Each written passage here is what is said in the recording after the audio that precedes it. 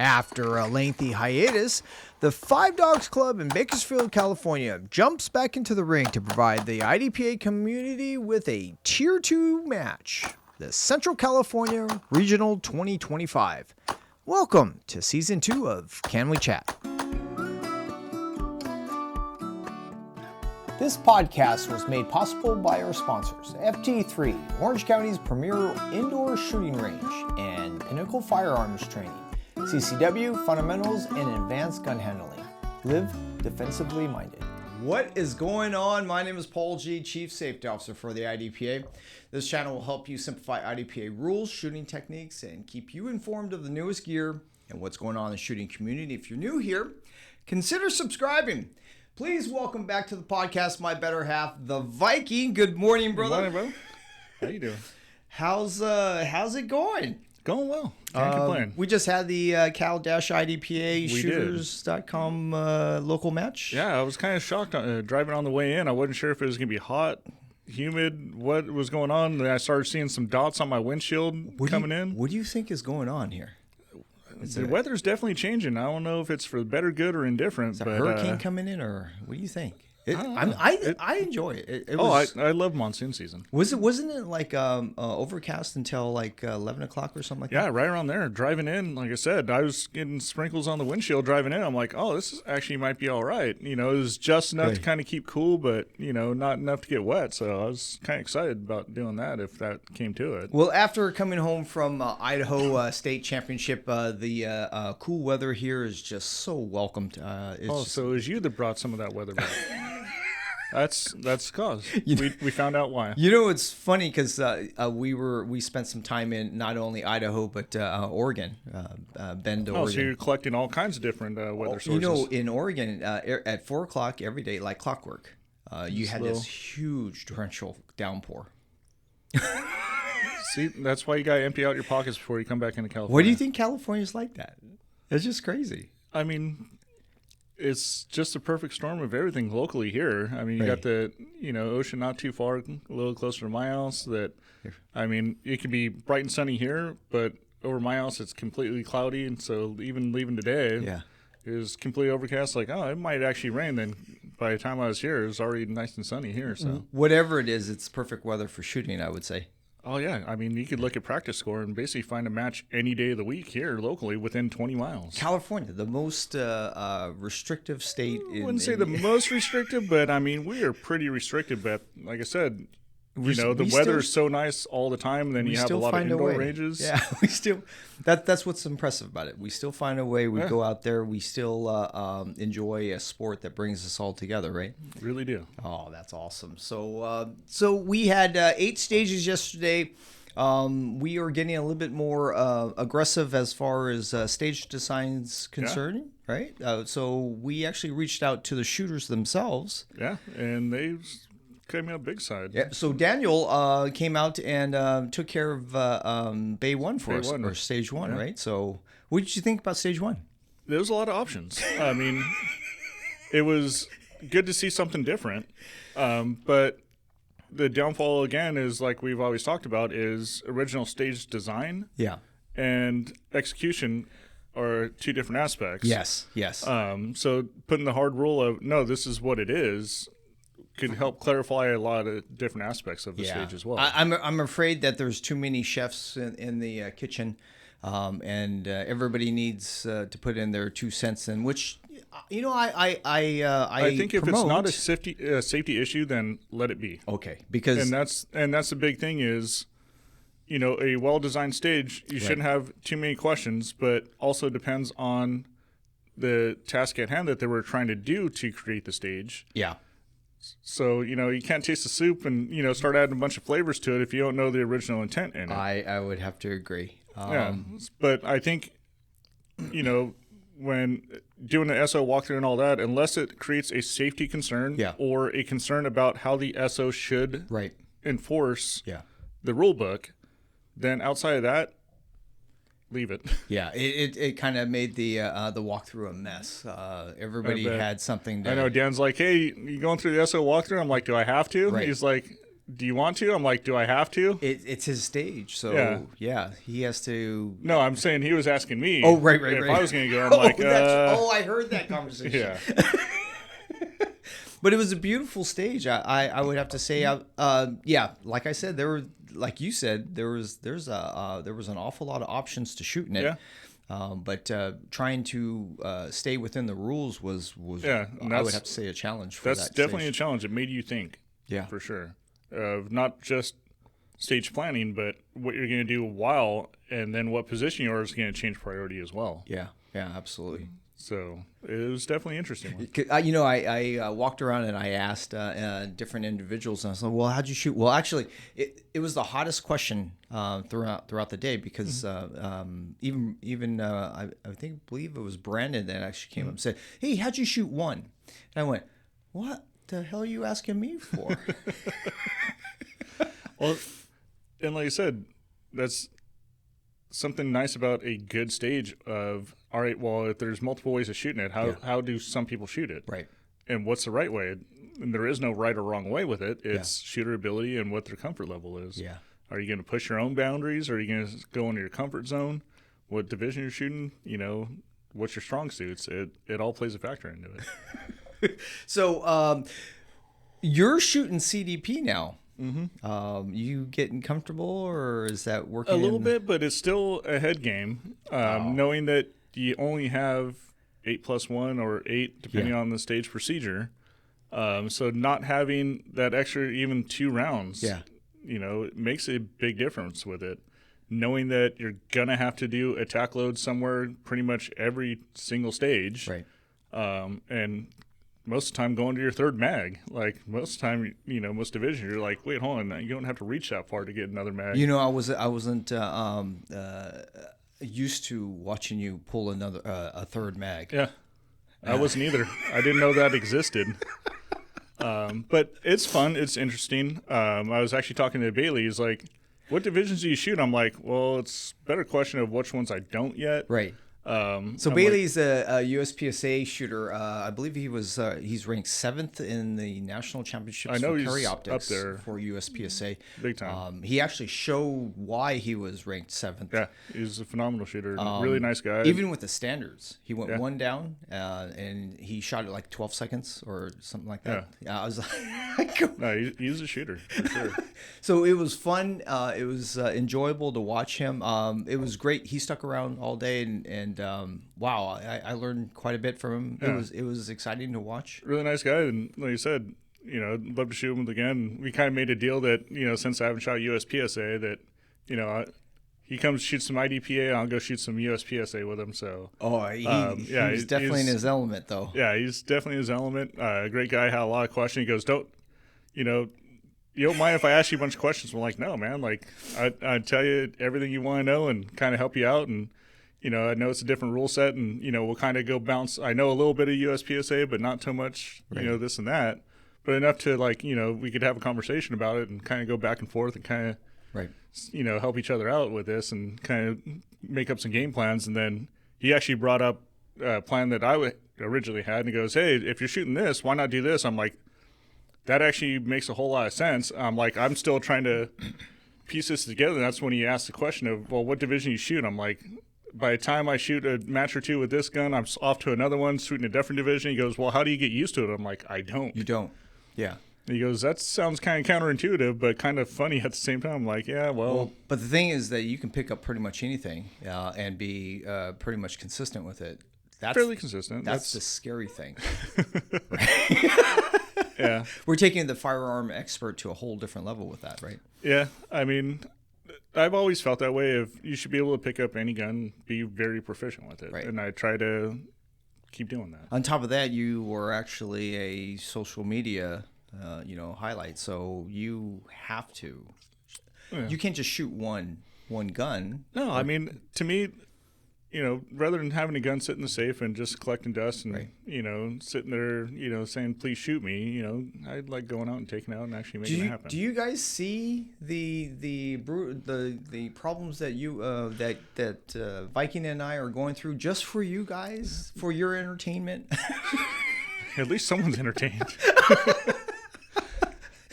I mean, so it's not by choice, especially the last the last fiasco. We actually shot all 8 stages or 8 divisions. Yeah, and then Tony again today. You know, first thing I do is walk in and he's looking at the card and go, "How many guns today?" I'm like, "One, only one, only one." It's kind of turned into a punchline now. Yeah, so. pretty close.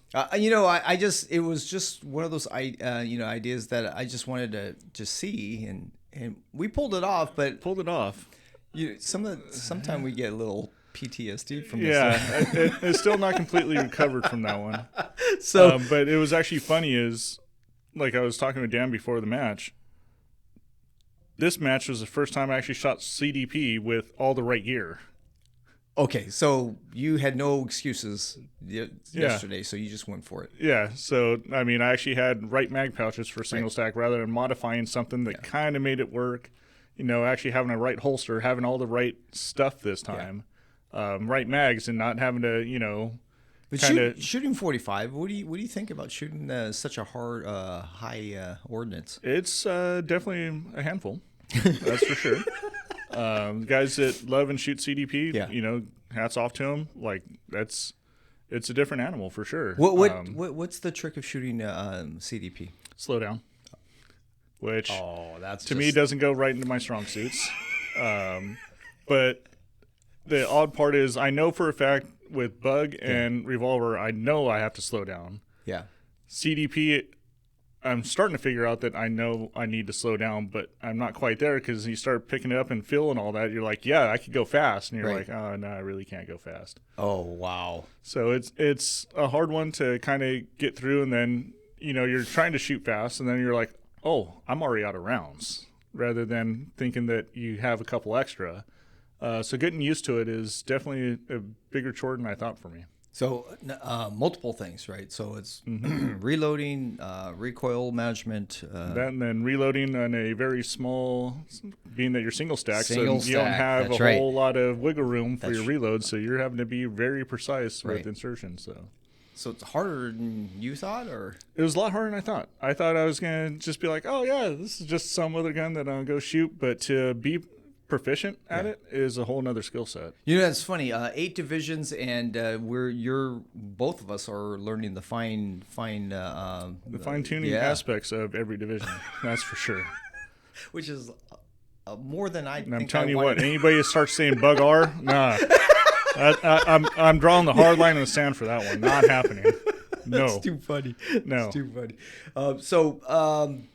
We are on the brink of shooting the 5 dogs, right? But it is now the Central California IDPA Regional 2025. So that's in a couple weeks. Yeah, 2 weeks from now or so? Yep. Right. 9 stages of craziness. They have activated targets. They have a vehicle stage. Really? Yes, they do. And it's all geared toward challenging all levels of shooters. Good. So I can't wait to see that. Yeah, I'm excited. I know I already have my hotel booked and everything else. I know me and Seth are rolling out Saturday, so staying out there Saturday night, shooting Sunday, staying Sunday night, and then traveling back home Monday. Boys trip. Yeah. Oh, this is going to be good. Oh, yeah. Or bad for him. Or really good for us, because then we have a driver. Oh, that's awesome. I can't believe you're doing that. So they're I was thinking ahead. You're smart, man. You're smart, man. This only looks stupid. That's right. So the sponsors are Hunter's Gold, DJ Bullets, Dean Safe, VZ Grips, Raven Wing, possible gun drawing as well. They're still working on that. I look forward to that. Or stay tuned for that. I don't know how that's going to happen, but man, I don't care. I mean, a gun's a gun. Yeah. So the schedule for the Central California IDPA Regional is as follows. Saturday, the staff will check in and they will go through the stage walkthroughs at 0800 early in the morning. After the walkthrough, the staff will then shoot, and that all happens on Saturday. So are you going up Friday or are you going... Friday. Okay, Yeah. I figured as much. That's a little bit of a drive to wake up that early, do a walkthrough and then go shoot we're not gonna do that anymore. So we're gonna have some time to decompress. Besides that, they are looking for volunteers to help set up and so forth. And so I'm gonna throw my hat in the ring and get there by 8:00. If you guys are interested, please email JJ Caitlin. So it's JJCATI. I'm TLIN@gmail.com, and he'll give you the information, times, and so forth. But I think he's actually going to feed the volunteers. Wow. So that's a rare bird. I sat there and went, I'm in. That's all you had to say? So you're driving up with Seth? Yeah.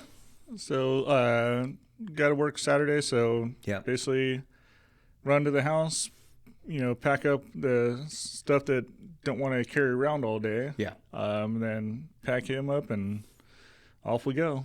Do you spend a lot of time with Seth? Yeah, you do. Yeah. As much as you can. I like teaching and, showing the younger guys that are interested in the sport, kind of the ropes and how it is. And I think it's important, to give back to the shooting community as a whole. Right. But I really like trying to give back to young up-and-coming shooters to, stay with it and shoot and keep enjoying it. Yeah. There's a lot of kids out there that, shoot one or two, but the hard part is, they have all these distractions, especially nowadays, with the phones and iPhones and, all this other crap and, just life in general to where, if they shoot it consistently, they're more out to keep doing it and then, giving back to the shooting community, volunteering and, passing all that knowledge down. So you're a better mentor than you thought you were. No, I just pretend play one on TV. So what hotel are you staying at? Can't remember. It has windows and a door. As long as it has a bed and you're good? Something like that. Although there has been a couple times I've stayed in some really questionable hotels in my life. Yeah, that's an issue, right? Yeah, that was a scary one. And not just shooting. I mean, I'm even talking work one time, and when you're seeing some stuff going down that you're like, oh, wait, hold on. Nope, I'm going to just keep driving. I might cancel my reservation then. Right. Find somewhere else a couple miles down the road. When I used to shoot 3-gun down in Escondido, right? Yeah, that's about where I was staying one time. So I'm sitting there, and down the wing, right? They had some prostitution going on, or I don't know what it was going on, but people were going in and out of rooms and stuff like that on a consistent basis, right? Yeah. And I'm just sitting here like, well, this is better than TV, but should I be staying here? Yeah, right? It makes you kind of question. I mean, it's nice to be able to see it and kind of be like, oh, what's going on? Grab your popcorn. Right. But, when things start popping off, that's a real reality. Well, I mean, I had 3 guns and full ammo but I'm just saying, I can't barricade myself in this room, right? This is not the, well, anyways. It's better to just keep driving down the road. So that is coming up. I'm ready. Are you ready? I mean, sure. As ready as every other time. But yeah, shooting CDP in that one, so I guess kind of ready. I mean, yeah. No matter what, it's always going to be fun. It's going to be Seth's first sanctioned match, so I know he's going to have a blast, and have a blast just watching him shoot it. Yeah. But like I said, even a terrible day shooting is better than not shooting at all. So have you achieved being comfortable with the 45? No. Do you recommend new shooters doing this? Or? No, a new shooter. No, I mean if that's all you have, then yes, absolutely. Yeah.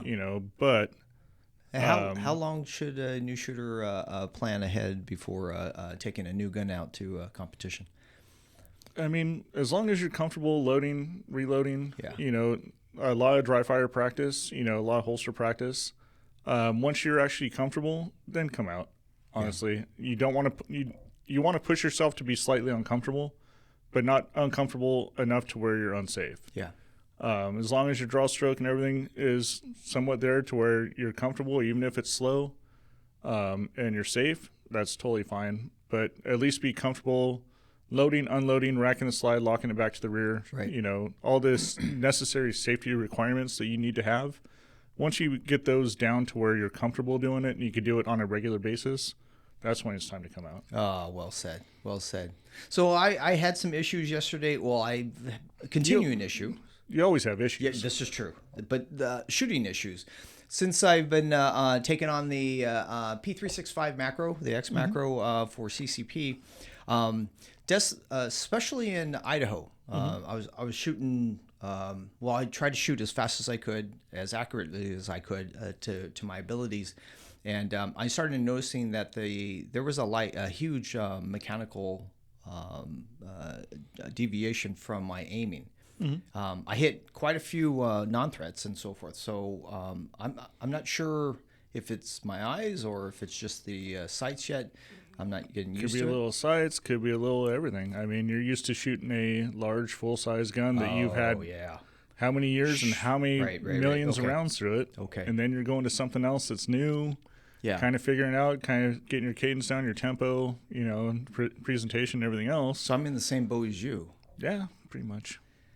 Oh, I would think that a shorter sight picture, would be easier to manage. Yeah, it seems to be worse. Oh, it's way worse. Yeah, I mean, if you think about it, like I always say, you're not going to level a floor out in your house with a little torpedo level. You're going to use one of them big 6-foot levels. Yep.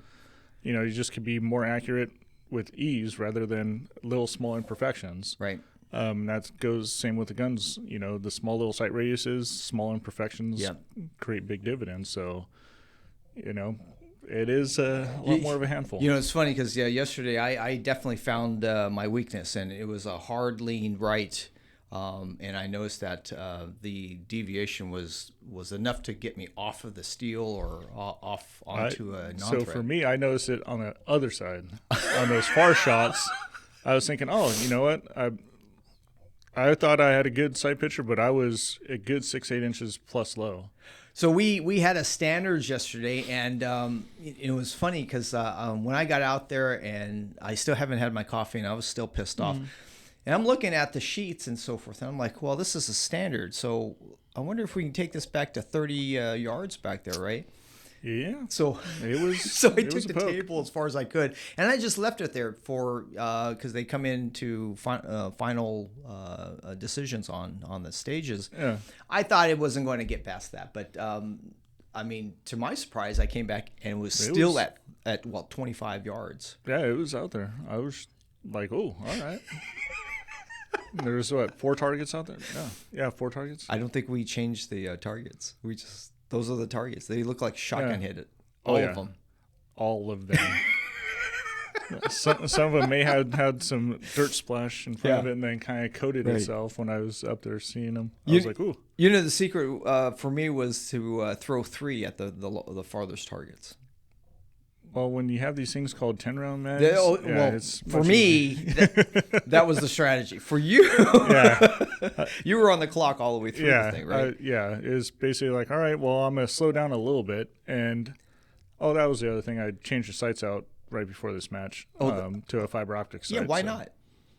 I mean, what's the worst that can happen? Well, you definitely found out a little bit.